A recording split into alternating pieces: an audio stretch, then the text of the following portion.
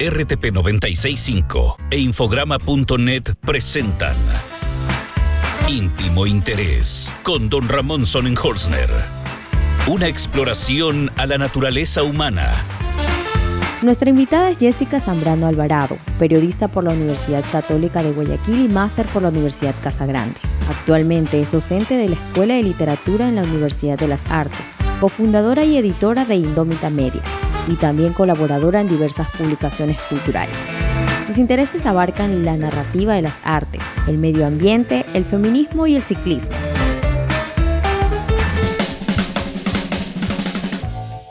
Nuevamente en un programa de íntimo interés nos acompaña la comunicadora y periodista y además mujer de letras Jessica Zambrano Alvarado, a quien le voy a pedir que de a poco vayamos escultando qué hace para no leer un currículum, sino que ella misma se curriculice.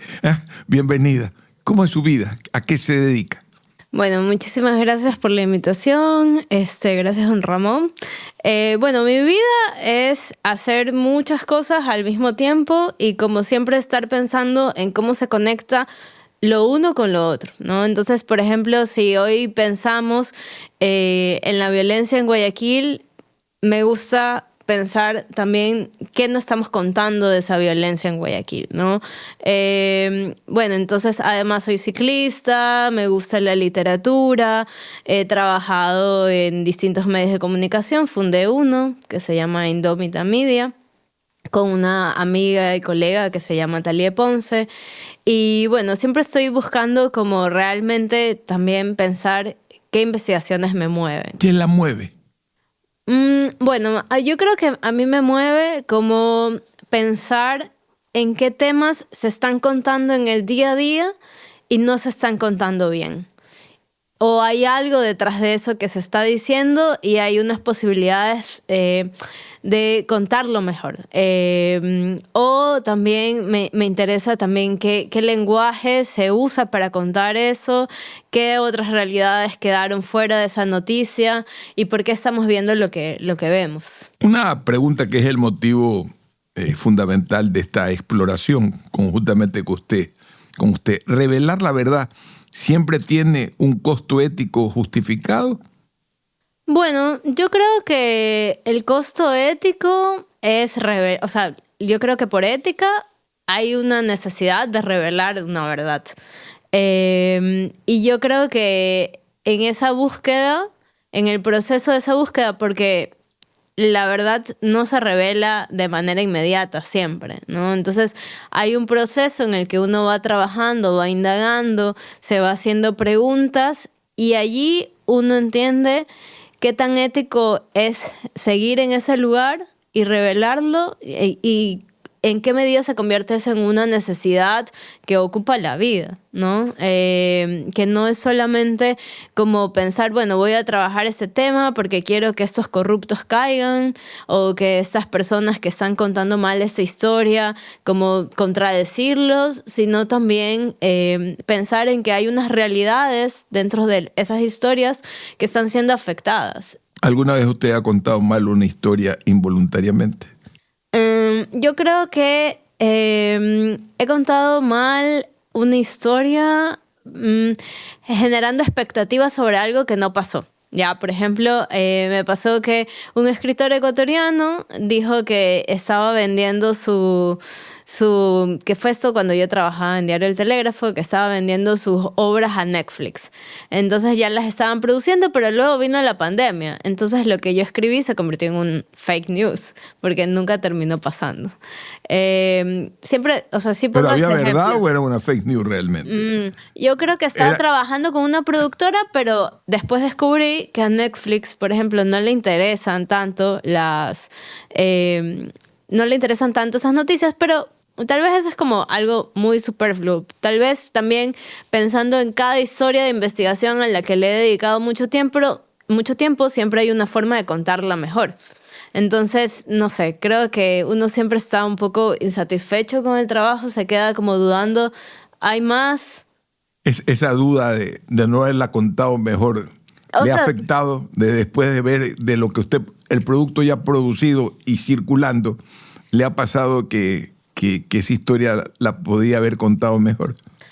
Bueno, yo empecé a investigar las muertes a los menores de edad, a niños y niñas, a propósito de una beca que me gané del Dart Center for Journalism and Trauma de la Universidad de Columbia. Entonces empecé a investigar, tenía una hipótesis. Obviamente en la investigación todo empieza con una hipótesis, y es cómo afecta la falta de espacios públicos en sectores que están vulnerados por las bandas, por el crimen organizado, por la violencia. Y cómo afecta en el sentido de que la gente no tiene como dónde hacer comunidad. Y es más fácil que esa ausencia de espacios públicos los mueva a encerrarse en su casa. Entonces empecé con esa idea. Y esa idea había que aterrizarla hacia un lugar de infancias, ¿no? Entonces, mi tutora, que es Irene Caselli, que es una gran periodista argentina griega, ella me decía, pero tu tema de investigación es muy fácil que se transforme en algo de ciudad y que no nos enfoquemos en los niños. ¿Cómo nos enfocamos en los niños? Entonces, ese fue en el año 2023, que fue el año que tuvo, o sea, que después de como de 5 años fue, digamos, entre 2020 y 2023, fue un año que tuvo la mayor cantidad de muertes de menores de edad, que no sé, creo que todos recordamos estas noticias. Fueron asesinados con muertes violentas 697 menores de edad.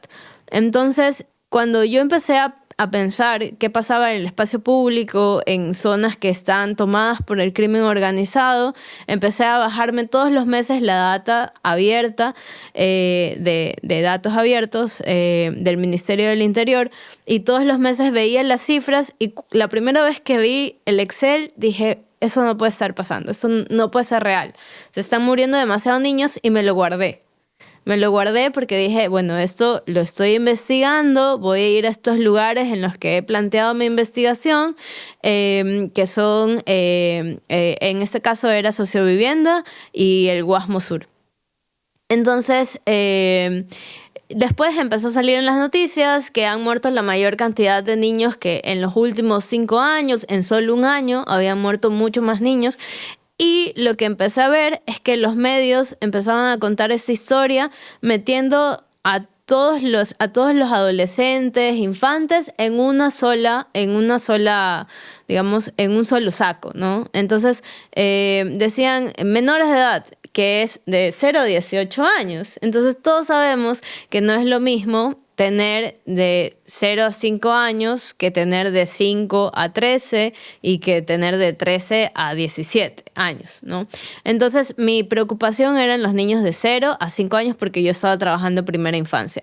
Y la gente lo que usualmente hacía era vincular a esa gran cantidad de muertes violentas con personas vinculadas al crimen organizado, porque sabemos que también hay reclutamiento juvenil en menores de 18 años desde los 13. Pero bueno, para no seguir alargando esa historia, es que claro, yo conté esa historia, pero la conté desde un lugar del espacio público que me parecía fundamental, y cómo hay mujeres, lideresas de barrios, principalmente mujeres, que están como lidiando con el crimen organizado, pero pensando como en las infancias. ¿Ha sentido que ha derribado alguna estructura de poder con sus reportajes? Yo creo que sí. Siempre cuando una historia se cuenta bien, hay algo que se mueve. Y, por ejemplo, estuve investigando los centros de desarrollo integral infantil y cómo había educadoras que se habían suicidado, que murieron porque estaban impagas por el Ministerio de Educación, por el Ministerio de Inclusión Económica y Social, que ahora es el Ministerio de Desarrollo. Y en ese momento, bueno, el comunicador del ministerio me decía, pero usted fue a tomar fotos, ¿cuándo hizo estas entrevistas? Antes de tomar las fotos, antes de solicitarnos información. Y finalmente les pagaron, pero se empezó como a mover mucho más el tema del pago a las educadoras, que si la gente no conoce, son las guarderías de los barrios populares de Guayaquil y que tienen convenios a través de organizaciones sociales con el MIES, porque el MIES, bueno, ahora el Ministerio de Desarrollo, de alguna manera como terceriza ese servicio, ¿no? Entonces, siento que allí pasó algo también, por ejemplo, cuando hablamos del caso de Betty Soria, que es una psicóloga que estaba siendo demandada por el abusador de una menor que ella había atendido, de una niña que ella había atendido, y la estaban denunciando y la querían mandar a la cárcel por hacer un informe en el que se ponía en evidencia que la niña había sido abusada por su padre. Entonces, allí también hubo una fiscalización en la asamblea. Entonces, siempre se mueven hilos, ¿no? Tal vez, digamos, no es una investigación que acabe con una muerte cruzada de alguien, pero siempre hay algo que se mueve cuando una investigación está bien contada. ¿En algún momento la verdad que reveló destruyó algo que hubiera preferido proteger? Yo creo que en los momentos que vivimos en Ecuador, cada vez que intentamos contar una verdad o una historia, nos ponemos actualmente en riesgo. Y creo que se destruye como nuestra idea de seguridad. Y eso es bastante lamentable. En algún momento también empecé a narrar los desplazamientos forzosos de sociovivienda a Guayaquil.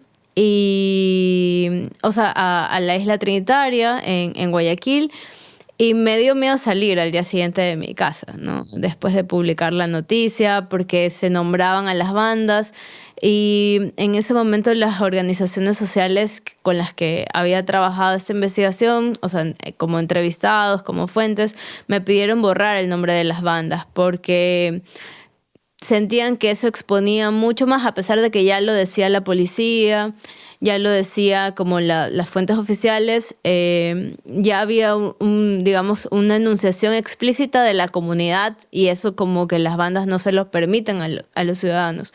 Entonces creo que el miedo está como o la seguridad que sentimos como periodistas es algo que constantemente se rompe y que cada vez, claro, se vuelve como un dilema mayor. Si cuento o no cuento esta historia. Sí, siguiendo el hilo, ¿existe alguna verdad tan importante que justifique arruinar una vida inocente para contarla? Yo creo que no. No. Si hay una vida inocente... Es decir, el periodista, por ganar una noticia, es capaz de sacrificar un inocente para obtener la noticia o generar eso. No, yo creo que es súper importante pensar no poner en riesgo nunca a nuestras fuentes. Y si, claro, yo creo que siempre se puede llegar como a una noticia a través de otros métodos sin sacrificar a una persona necesariamente. Siempre hay que respetar que alguien no te quiera contar una historia, o que cuando tú eres periodista te dicen, pero esto por favor no lo incluyas, y te dan una pista. Ya, muchas veces te dan una pista, no te dan una historia.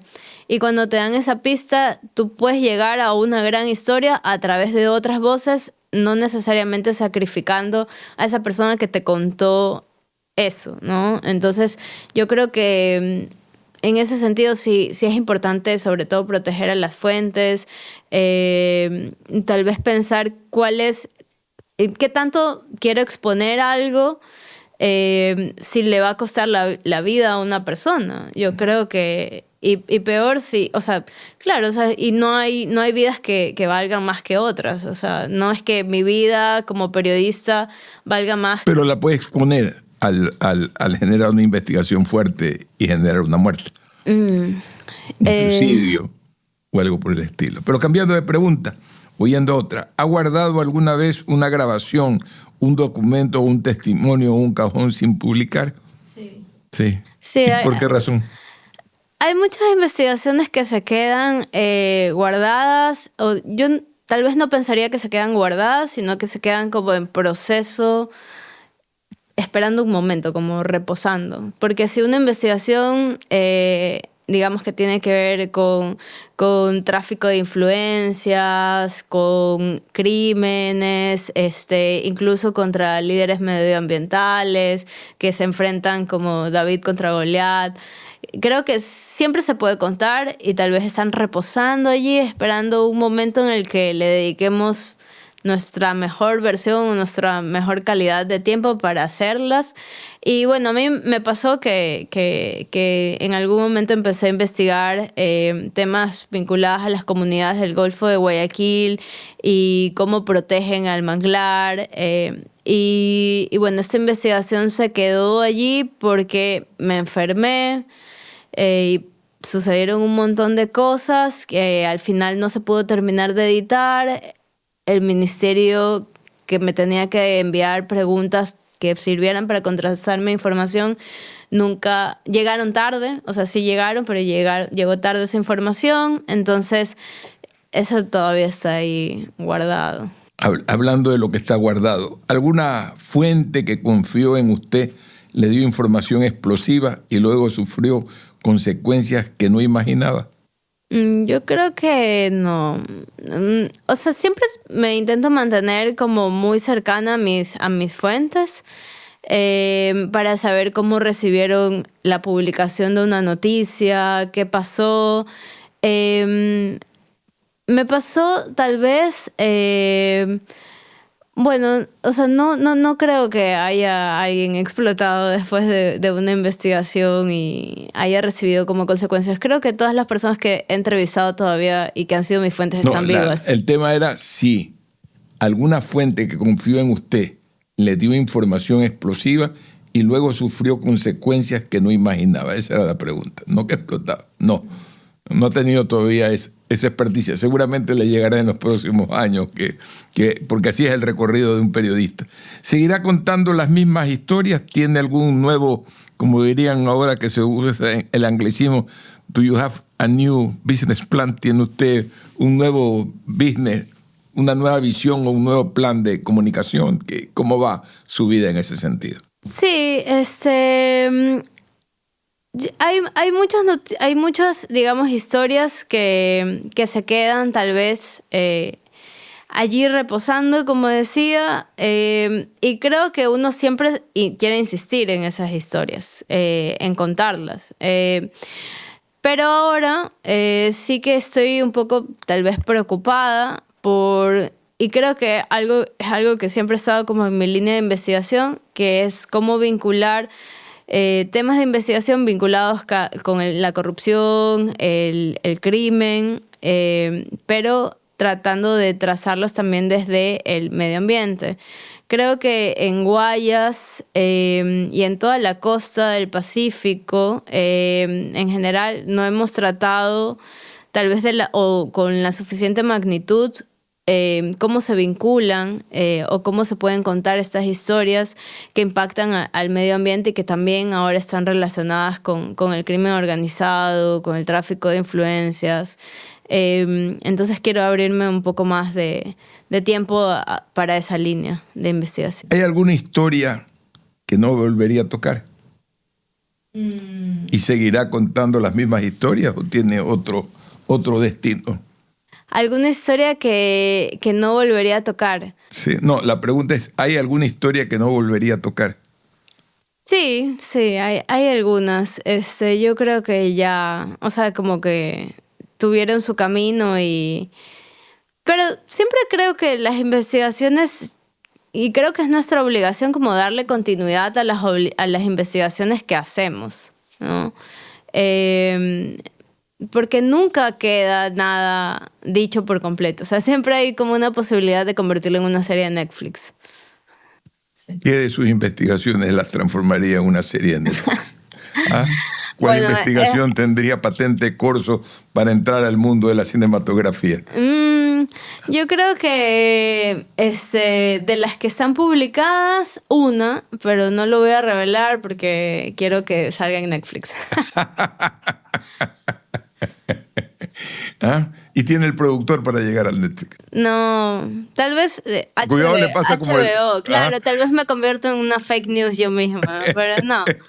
Bueno, puede crear su propia producción y lanzarla en... Yo creo que es algo en lo que tenemos que ir pensando ya los periodistas ecuatorianos, a pesar de que dicen que Netflix no es no hay mercado en Ecuador para Netflix. Es muy pequeño, pero sí, seguro hay algo que va a empezar como a... Pero tal vez ese es como el final, ¿no? Es como, lo importante es hacer la historia. Usted ha hecho periodismo, mucho periodismo de cultura. Sí. Entre el periodismo de cultura y el otro periodismo del que venimos a hablar, ¿con cuál se queda? Yo creo que no están separados. Y porque entendemos acá, y yo a veces me cuestiono a mí misma como diciéndome soy una periodista de cultura, porque entiendo que mucha gente considere que hacer periodismo cultural es hacer periodismo de eventos o de espectáculos o de contar cómo fue un evento, si fue increíble, cómo fue la inauguración. Y yo creo que hacer periodismo de cultura es hacer periodismo humano, es abordar una visión de las personas que posiblemente no se está considerando, y es igual que el resto de periodismo. También hay posibilidades de investigar, también hay corrupción, también hay lavado de activos, también y muchas veces hay más, porque, o sea, por ejemplo, en Colombia tenemos el caso de cómo se lavaba dinero a través de obras de arte y cómo había artistas favoritos del crimen organizado, ¿no? Y eso es periodismo de investigación. Yo creo que la cultura se mueve en unos espacios que tal vez en Ecuador todavía no dimensionamos porque no le damos como mucha cabida al periodismo cultural. El periodismo cultural siempre es el primero en irse de los medios de comunicación tradicionales. Es como la nota rosa, linda, pero yo creo que el periodismo, y siempre lo pienso, el periodismo cultural me enseñó que cuando la gente quiere contar la gran historia, la historia de corrupción, la historia del presidente, los pesos pesados, termina como contando la misma historia que están contando muchos. Y el periodismo cultural te permite como indagar en cosas que tal vez en procesos. Y eso a mí me ha servido muchísimo para hacer periodismo de investigación. Al menos desde la manera en la que yo ¿Y en la cultura que le gustaría investigar para terminar? En la cultura, bueno... Ahora creo que precisamente el tema que estoy haciendo y que va a estar en Netflix, no mentira, que está vinculada a... Es que esto tiene muchos aristas porque yo pienso en Cristina Rivera Garza y Rulfo. Cristina Rivera Garza escribió un libro sobre Juan Rulfo e hizo toda su ruta. Y una de las cosas que Rulfo decía sobre la costa de México es que en los años 40 esa costa ya era brava. Y había una violencia por explotar. Y hoy vemos la violencia como explotado. Yo creo que hay una historia de los pueblos que está ligada como a una geografía y a un despojo histórico que hoy nos demuestra que hay lugares que sufren una violencia extrema y un desamparo estatal y de servicios básicos mucho más que otros lugares. Entonces, siento que esa historia que es arqueológica, que es cultural, que es antropológica, sobre la costa Pacífico, es una historia y el crimen es una historia que se puede contar también desde una visión cultural. Entonces, tal vez el gran proyecto de vida sea cómo ligar como esa cultura. Digamos, no, lo cultural obviamente no tiene nada que ver con el crimen, ¿no? Pero sí hay unas narraciones que se han venido hilando tal vez a partir del despojo, de cómo se vacían los territorios y cómo se piensan como en segundo plano. Pero la delincuencia sí construye cultura. Claro, sí la construye y también, altera, ¿no? Si no veamos todo lo que ha sucedido alrededor de la música, alrededor Claro. de lo que usted señala también, de los pintores o artistas plásticos que ayudan al lavado. Muchas gracias. Muchas ha sido un gracias, honor Ramón. tenerla acá, a la periodista Jessica Zambrano Alvarado, que nos ha acompañado nuevamente en Íntimo Interés. Hasta el próximo encuentro. Íntimo Interés es un podcast de Infograma y Radio RTP 96.5. Su anfitrión es Don Ramón Sonenholzner. La idea original y la producción están a cargo de Benjamín Villagrán. Diana Raimondi es la asistente de producción y la voz de las presentaciones y de los créditos. La voz del intro es de Javier Gamboa. El tema musical que nos acompaña es Bim Bam Jazz, creado por Ser Maru y usado bajo licencia Elements de Envato Elements.